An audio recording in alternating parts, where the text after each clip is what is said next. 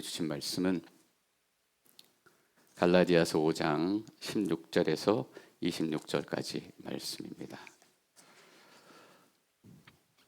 16절부터 제가 먼저 읽도록 하겠습니다.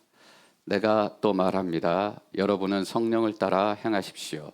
그러면 결코 육체의 욕망을 채우려고 하지 않게 될 것입니다. 육체의 욕망은 성령을 거스리고 성령의 욕망은 육체를 거스릅니다. 이 둘은 서로 상반되기 때문에 여러분이 원하는 것들을 할 수 없게 합니다. 그러나 만일 여러분이 성령의 인도를 받는다면 여러분은 율법 아래 있지 않습니다. 육체의 일들은 명백합니다. 곧 음행과 더러움과 방종과 우상 숭배와 마술과 원수 맺음과 다툼과 시기와 분노와 이기심과 분열과 분파와 질투와 술 취함과 방탕과 또 이와 같은 것들입니다. 내가 전에 경고한 것처럼 지금도 경고합니다. 이런 일을 행하는 사람들은 하나님 나라를 상속받지 못할 것입니다. 그러나 성령의 열매는 사랑과 기쁨과 화평과 오래 참음과 친절과 선함과 신실하심과 온유와 절제입니다. 이런 것들을 금지할 법이 없습니다. 그리스도 예수께 속한 사람들은 육체와 함께 그 정욕과 욕망을 십자가에 못 박았습니다. 만일 우리가 성령으로 산다면 또한 성령을 따라 행합시다. 26절 함께 읽습니다. 헛된 영광을 구해 서로 노엽게 하거나 질투하지 않도록 합시다. 4장까지는 사도 바울이 믿음으로 구원받는다 이 칭의의 교리를 증명하기 위해서 여러 가지 신학적인 논증을 펼쳐나갔습니다. 5장부터는 톤이 바뀝니다. 우리의 실제적인 삶에 대해서 얘기를 하기 시작합니다. 신학은 신학으로서 존재 가치가 있지 않습니다. 신학은 우리가 살아내야 능력이 있습니다. 5장 이후의 내용이 없다면 그냥 이론으로 끝나고 말았을 거예요. 근데 사도 바울이 5장에서 성령으로 우리가 어떻게 살아낼 것인가 라는 것에 대해서 구체적으로 얘기하기 시작하면서 우리의 삶에 도전을 던집니다.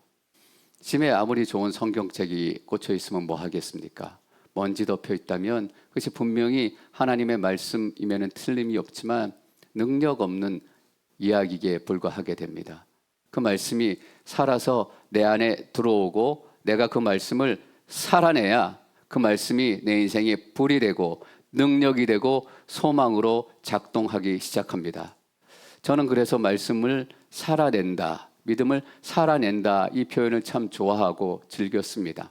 그래서 믿음의 현주소를 우리에게 깨우쳐 주는 것 같기 때문이에요. 믿음은 머물러 있는 것이 아니라 내 삶을 살아내게 하는 것이고 내가 그 말씀을 살아내는 것이기 때문이에요. 살아내는 것의 핵심에는 무엇이 있는가? 성령으로 살아간다라는 것이 있습니다. 사도 바울이 성령의 삶에 대해서 얘기하기 시작합니다. 16절 말씀 함께 읽겠습니다. 16절 시작. 여러분 성령을 따라 행하십시오. 그러면 결코 육체의 욕망을 채우려고 하지 않게 될 것입니다. 우리는 성령을 따라 행하는 사람들, 다른 말로 하면 성령을 따라 사는 사람들입니다. 사랑하는 성도 여러분, 성령을 따라 행하는 것, 성령을 따라 걷는 것은 어떤 것입니까? 우리 다 알죠. 근데 또한 모르기도 해요. 아는 것 같기도 하고 모르는 것 같기도 하고. 성령에 따라 사는 삶, 성령의 인도함을 받는 삶, 성령으로 살아내는 삶, 이것은 성경에서 무엇이라고 얘기하고 있을까? 특별히 사도 바울의 관점을 통해서 세 가지 정도 나눠보고 싶습니다. 성령에 따라 사는 삶은 무엇인가? I am nothing. 나는 아무것도 아니다 라는 삶입니다. 여러분 16절 다시 한번 보십시오. 이 순서가 너무 중요합니다. 성령에 따라 행하면 우리가 육체의 욕망을 채우려고 하지 않게 될 것입니다. 근데 율법주의자들은 어떻게 얘기해요? 육체의 욕망을 채우지 않게 되면 성령에 따라 살게 될 것입니다 라고 얘기합니다. 여기서 육체라는 것에 대해서 잠깐 설명을 드릴 필요가 있습니다.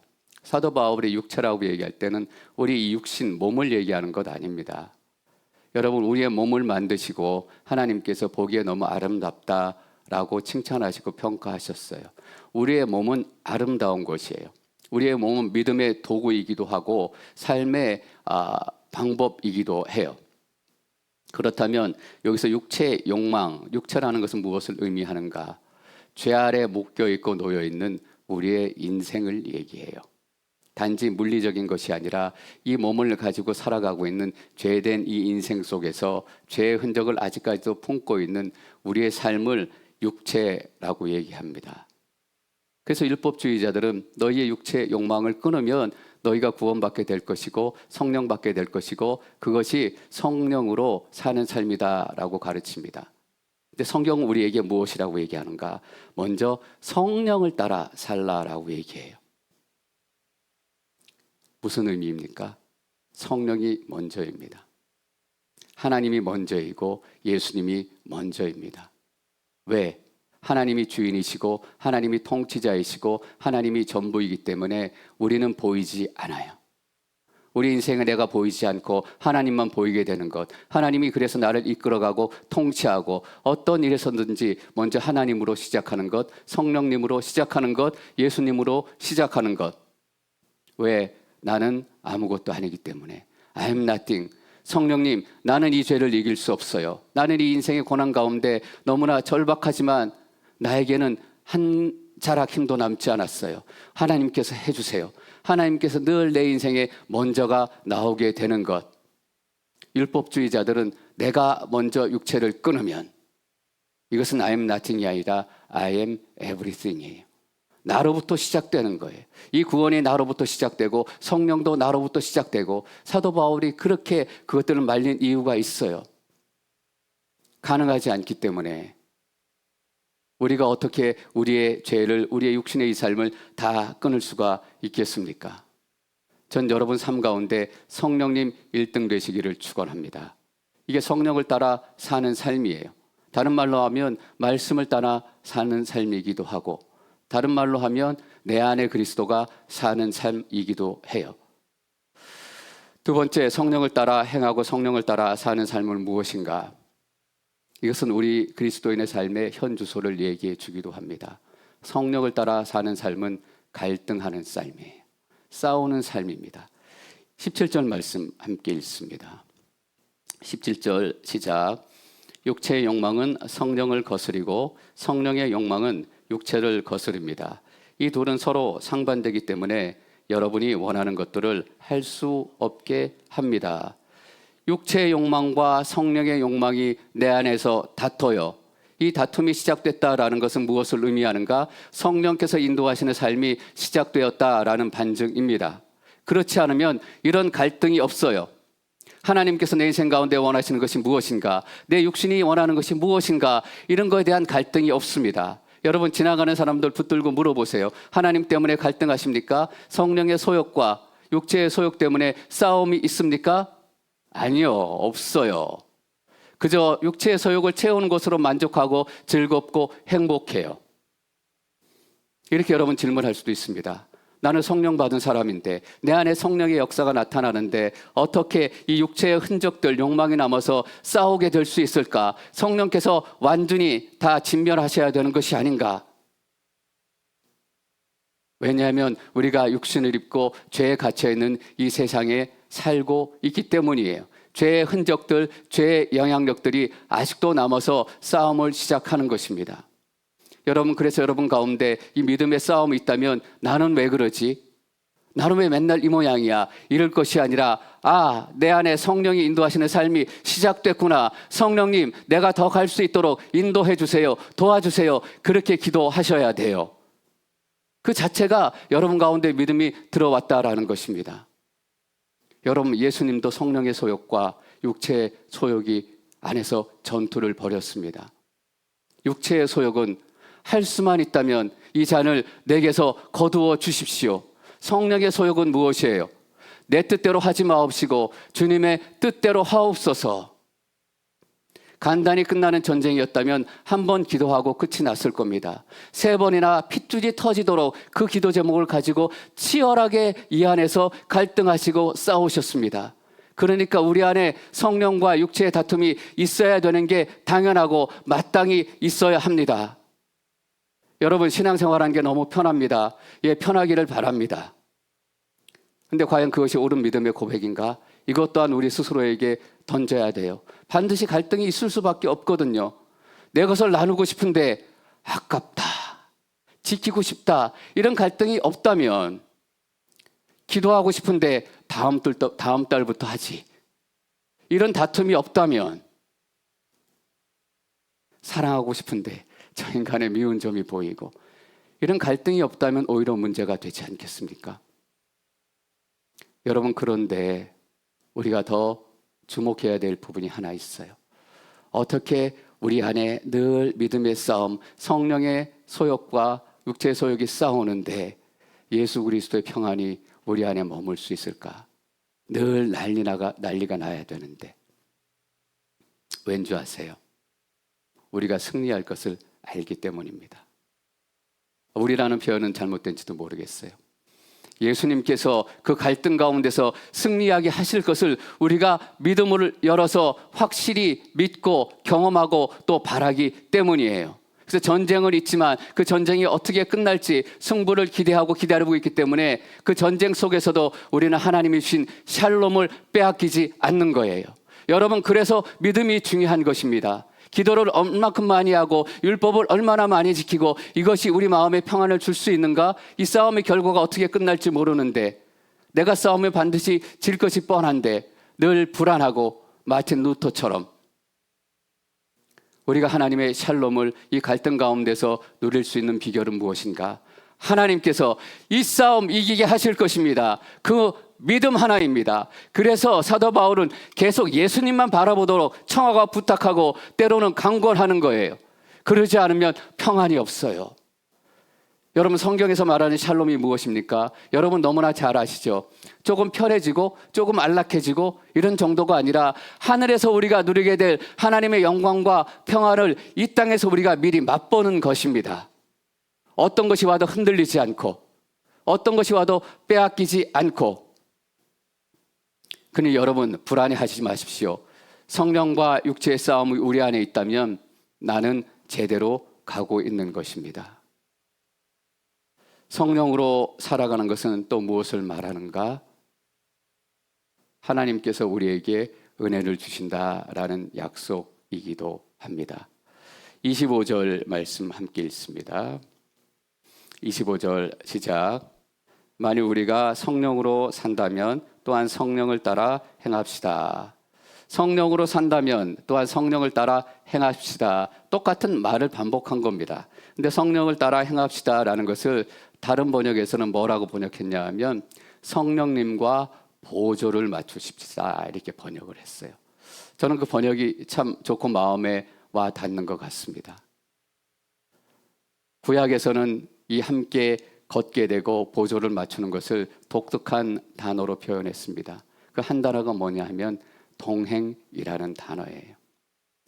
성령을 따라 산다라는 것은 성령과 동행하는 거예요. 하나님을 따라 산다라는 것은 하나님과 동행하는 것입니다. 우리 구약에 보면 걷기 선수가 두 사람 있었습니다. 얼마나 잘 걷는지, 얼마나 열심히 걷는지, 바로 에녹과 노아입니다. 그들의 이야기를 한번 우리가 보기를 원합니다. 창세기 5장 4절 말씀 읽습니다. 시작. 에녹은 하나님과 동행하다, 걷다가라는 뜻입니다. 세상에서 사라졌는데 하나님께서 그를 데려가셨기 때문입니다. 얼마나 잘 걷는지 걸어서 하나님한테 갔어요. 창세기 6장 9절 말씀 시작. 노아의 이야기는 이렇습니다. 노아는 의로운 사람으로 당대의 완전한 사람이었으며 하나님과 동행하는 사람이었습니다. 노아도 하나님과 동행했습니다. 여러분, 2인 삼각이라는 그런 뭐라고 불러요? 게임, 경주 알고 계실 것 같아요. 제 딸의 초등학교 때 한국에 있을 때 운동회 가면 2인 삼각 경기를 했었어요. 그때 제 딸의 운동 경기 생각하면 제 딸이 청군일 때는 청군이 지고, 그 다음에 100분이 됐을 때는 100분이 지고, 그래서 체육대회 때마다, 운동회 때마다 끝나고 나면 제 딸이 늘 울었어요. 자기 편이 졌다고. 근데 2인 3과 경기를 하면 때로는 엄마와 딸, 아버지와 아들이 이렇게 묶어서 같이 가는 거 아니겠습니까? 그 자체가 함께 걷는 것이고 동행하는 모습을 보여줍니다. 근데 게임 시작할 때 아빠가 요만한 아들에게 뭐라고 얘기합니까? 아빠가 발 디딜 때 잘 보고 아빠가 딛는 발 따라와서 잘 따라와, 이렇게 얘기하고 게임을 시작합니다. 그 실제 게임을 시작해요. 그리고 발을 맞추어 가요.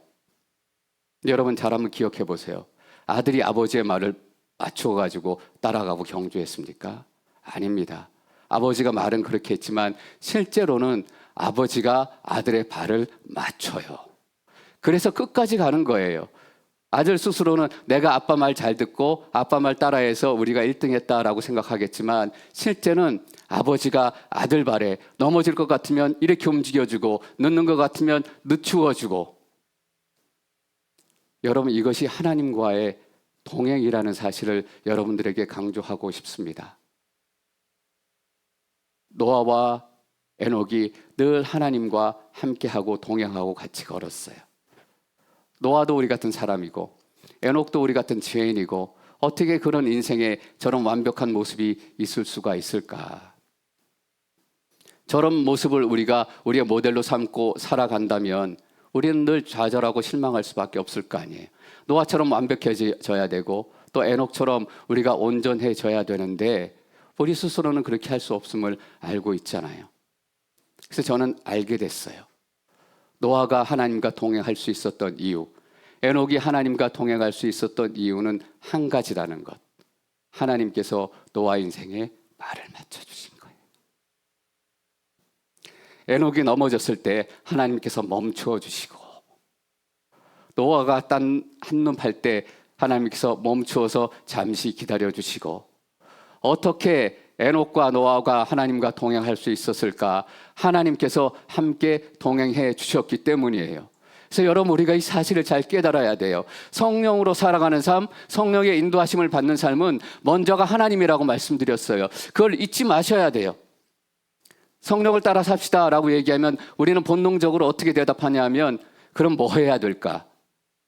이런 생각이 먼저 주신다면 여러분, 율법 아래 아직도 영향을 받고 있는 것입니다. 성령의 인도하심을 받는 삶은 하나님께서 우리에게 보조를 맞추어 주시는 삶이에요. 우리가 해야 되는 것은 무엇입니까? 예, 하나님, 내가 하나님 따라가겠습니다. 어떤 상황에서도, 사망의 음침한 골짜기에서도 물구덩이를 만나고 불구덩이를 만날 때라도 하나님께서 기다려주시고 나를 품어주시고 나와 동행하실 것을 내가 믿습니다. 그러니까 나는 내 안에 주신 이 샬롬을 절대로 빼앗기지 않을 겁니다. 이 믿음의 고백이면 된다라는 것입니다. 그렇지 않으면 율법주의자들은 많은 일로 염려하는데 멈추지 못해요. 어떻게 하면 성령을 따라갈까? 어떻게 하면 성령의 마음에 들까? 이렇게 해서 성령을 따라 하나님께서 인도하신 삶을 따라가면 우리 삶에 나타나는 것이 있습니다. 그것이 성령의 열매입니다. 어떻게 하면 우리 삶에 성령의 열매를 맺을 수 있을까? 우리는 또 이거부터 생각하게 되죠. 뭐 해야 되지? 기도해야 되나? 성경 말씀 읽어야 되나? 아닙니다. 하나님께서 인도하시는 삶은 자연스럽게 열매가 맺히게 돼 있습니다. 이걸 우리가 알아야 돼요. 믿음으로 열리고 성령으로 열리는 것입니다. 그래서 우리가 오렌지 나무를 우리 인생에 맺기 위해서 막 부르르 떨지 않아도 된다라는 것입니다. 예수님께서 뭐라고 말씀하셨습니까? 내가 너 안에, 너희가 내 안에 있으면 내게 구한 모든 것들이 이루어진 줄 믿으라라고 말씀하셨습니다. 그거예요. 성령을 따라 사는 삶, 내가 너 안에, 너가 내 안에. 사도 바울의 표현을 들자면 이제는 내가 사는 것이 아니요 내 안에 사신 예수 그리스도께서 사는 삶을 살겠습니다. 다 똑같은 표현입니다. 성령의 열매가 맺힙니다. 성령의 열매에 대해서도 잠깐 세 가지 정도만 나눠보겠습니다. 22절, 23절 말씀 함께 읽겠습니다. 22절 시작.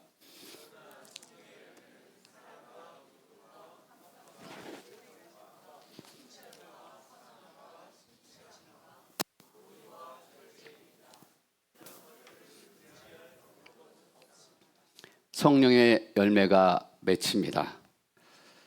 이 성령의 열매를 통해서 우리가 첫 번째 깨달을 수 있는 것은 하나님께서 하나님의 뜻을 우리 삶 가운데 어떻게 이루어 가시고 어떻게 역사하시는지 하나님의 통치 방법을 우리가 볼 수 있어요.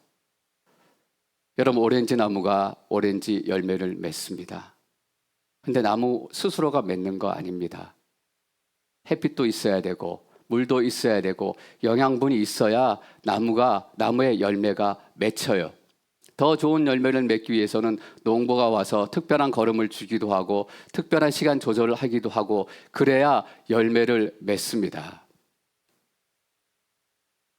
여러분, 저절로 열매가 맺히는 거예요. 근데 잘 한번 생각해 보십시오. 정말 저절로 열매가 맺히는가? 겉으로 보기엔 저절로 열매가 맺히는 것 같아요. 근데 여러분, 나무를 생각해 보세요. 햇빛을 쐬고 물을 빨아들이고 양분을 몸 안에 품고 이렇지만 그 나무는 그 추운 겨울을 견뎌내야 합니다. 추운 겨울을 견뎌내는 것은 나무의 몫이에요. 아무리 추워도 아무리 비바람에 그 나무가 흔들려도 그 추위와 바람을 견뎌내지 않으면 열매가 맺히지 않아요. 사랑하는 성도 여러분, 우리의 삶을 통해서 하나님의 방법으로 하나님의 때에 하나님께서 원하시는 것들을 이루어 가실 것입니다. 하나님은 전능하신 분이시고 하나님 우리 인생의 주인이시기 때문입니다. 그런데 우리는 우리 인생의 겨울을 살아내야 해요. 우리 인생의 폭풍의 때를 지나가야 합니다. 그렇지 않으면 열매가 맺히지 않습니다. 이것이 생명의 신비이고 이것이 열매의 신비입니다. 그냥 자연스럽게 열리지만 가만히 들여다보면 한 인생에 몸부림이 있었고 이 인생을 지나가기 위한 꼼지락거림이 있었어요. 인생을 버텨내기 위해서 그 추운 겨울에 얼어 죽지 않기 위해서 꼼지락거리면서 몸에 열을 내고 뿌리에 열을 내고 기도 안 하면 어때요? 어차피 하나님께서 이루실 거고 하나님 때 하나님 방법으로 구원하실 건데 맞습니다. 하나님 때 하나님의 방법을 이루실 거예요. 근데 여러분 기억하십니까? 예수님의 제자들이 예수님께 물었어요. 예수님, 우리에게 기도를 가르쳐 주십시오 라고 물었을 때 예수님께서 어차피 하나님께서 이루실 건데 기도할 필요 없다 라고 말씀하지 않으셨습니다. 대신 뭐라고 말씀하셨냐 하면 이렇게 기도하라. 이렇게 기도하라. 그 누구보다 하나님의 권능과 통치와 하나님의 방법들을 더 잘 알고 계신 예수님이셨습니다. 그 예수님이 그 모든 것을 아셨는데도 이렇게 기도하라. 왜? 우리의 겨울은 우리가 살아내야 되기 때문에. 우리의 인생은 우리가 살아내야 되기 때문에. 여러분, 그래야 구원의 값어치를 알게 됩니다. 그래야 내 인생이 하나님 안에서 얼마나 소중한지 알게 되는 것입니다. 하나님께서는 우리 인생에 이렇게 역사하세요. 하나님의 뜻대로 역사하시지만 때로는 우리가 우리의 겨울을 지나가게 만드십니다. 여러분, 믿음의 눈을 열어서 보십시오. 춥기도 하고 비바람이 불기도 하고 그러나 우리의 샬롬은 빼앗기지 않을 것입니다. 여기에 우리의 믿음이 있어요. 하나님의 방법대로, 하나님의 뜻대로. 그래서 우리가 BBS를 해도 그냥 어차피 하나님께서 택한 아이들은 다 올 거야. 맞습니다. 그러나 우리의 시간을 또 보내야 되기 때문에 우리가 열심히 BBS를 홍보하고 여기 샌디에고 온누리 교회에 이틀 동안 BBS가 열립니다. 열심히 홍보하고 열심히 준비하고 또 열심히 기도하고 성령의 열매 두 번째는 무엇인가? 22절 말씀 다시 한번 읽겠습니다. 22절 시작.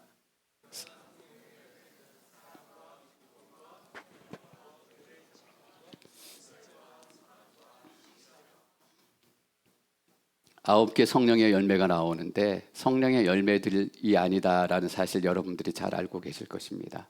단수예요. 성령의 열매입니다. 마치 이렇게 생각하시면 좋을 것 같아요.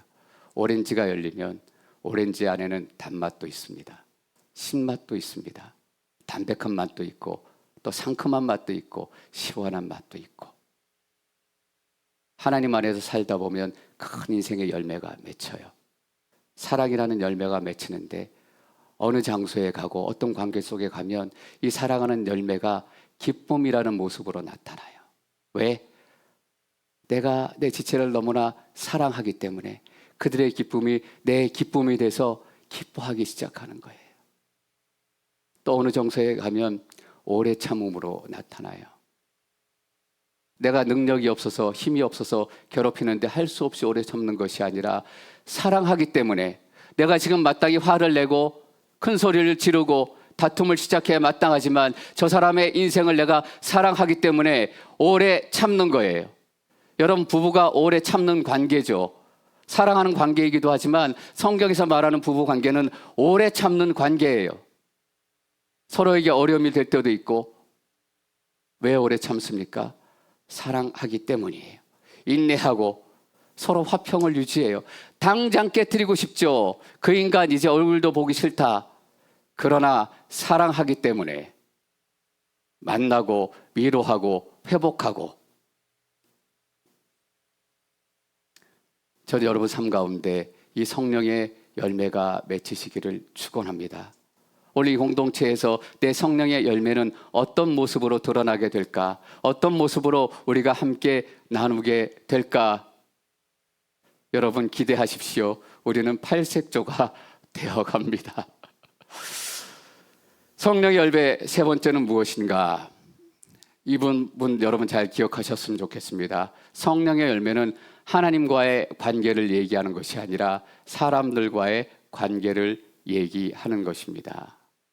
이 부분 중요합니다.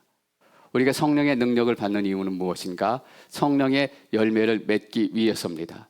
우리가 치유와 회복과 기적을 경험하는 이유가 무엇입니까? 성령의 열매를 맺기 위해서예요. 하나님께서 하나님의 특별한 은사와 기적으로 내 병을 고쳐주셨다면 그 고침받은 내 인생이 살아가야 될 인생의 방향은 무엇인가? 그 기쁨과 예수 그리스도의 사랑을 가지고 내 삶의 성령의 열매가 이 공동체 안에, 내가 만나는 사람들 안에, 이 지역사회 안에 맺히게 되는 거예요. 누가 믿음이 좋은 사람인가? 기도하면 병자가 떠나고 귀신이 떠나가고 이런 사람이 믿음이 좋은 사람인가? 예, 물론입니다. 그러나 그보다 더 믿음이 좋은 사람은 무엇인가? 우리 공동체 안에서 사랑의 열매를 증거하는 사람들이에요. 우리 공동체 안에서 다른 지체가 슬픔에 빠져 있을 때 기쁨, 기운 낼 수 있도록 하나님 안에서 북돋아주고 격려해주고. 여러분, 이것이 믿음의 실체입니다. 근데 갈라디아 교인들은 그러지 못한 거예요. 지난주 5장 14절에 보니까, 15절에 보니까 이렇게 그 갈라디아 교인들을 경고했어요. 그러나 만일 여러분이 서로 물어뜯고 삼키면 피차 멸망할 것이니 조심하십시오. 왜 이런 주의를 줄까요? 서로 물어뜯고 있기 때문이에요. 서로 삼키고 있기 때문에 너희가 그러다가 죽는다. 율법을 쫓아가는 삶이 이런 결과를 만들어냈기 때문에 자꾸 성령으로 돌아와야 너도 살고 공동체도 살고 이 지역사회도 살고 캘리포니아도 산다.